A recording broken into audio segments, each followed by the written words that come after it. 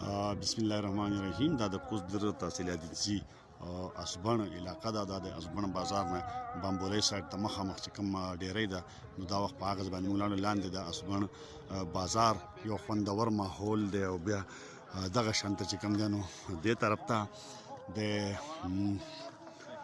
دغه هویشه او دا په مخه باندې بیا جاکړ بابا اسوس سره راغله ته تورمنګ ته دغه ځګونه تللی دی. او دغه شانته بیا د جاکړ بابا نه دی خو دا د اسبن قلعه ده.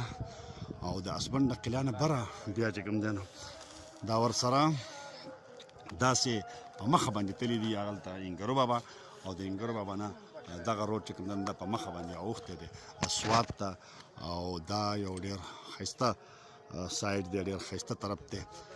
شیرزاده چې دا اوس چې کوم دی نو کټ راوویستو، دلته موږ راغلي یو. دغه یو بل ملګری دی، دا باچا دی.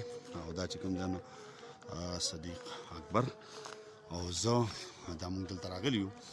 او ډېر خوندورې نظارې دي او والله چې ډېر زیات خوند کوي د دې ځای کې نه. موسم هم ډېر مزدار دی او په مخه باندې چې کوم دی نو ډېر خوند هم کوي. دا ورسره بیا ښکته چې کوم ترناو سایډ دی هغه ښکاري، هر طرف ته ګرینري ده، شینکۍ دی او ډېر زیات خوند کوي. وعلیکم اسبن د اسبن بامبولې سایډ ته د هغې سایډ نه ډېر خوندور ماحول، خوندور سیستم، خوندور ځای. او دا اوس مونږ راغلي یو دلته.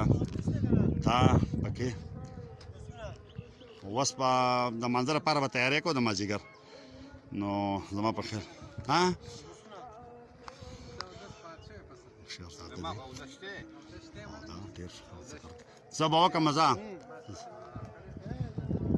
زه به وکړم اسبن خوندور ماحول، خوندور سیستم د اسبن نه بره ډېر ښایسته سیندرۍ دي. او د کتو سره چې کوم دی نو خوند تعلق ساتي. پکار ده چې خلک دلته یو مازدیګری راوړي او د دې ځایونو نه د دې ځای کې د دغه نه د اسبن د بازار او د نورو ایریا نظارې وکړي.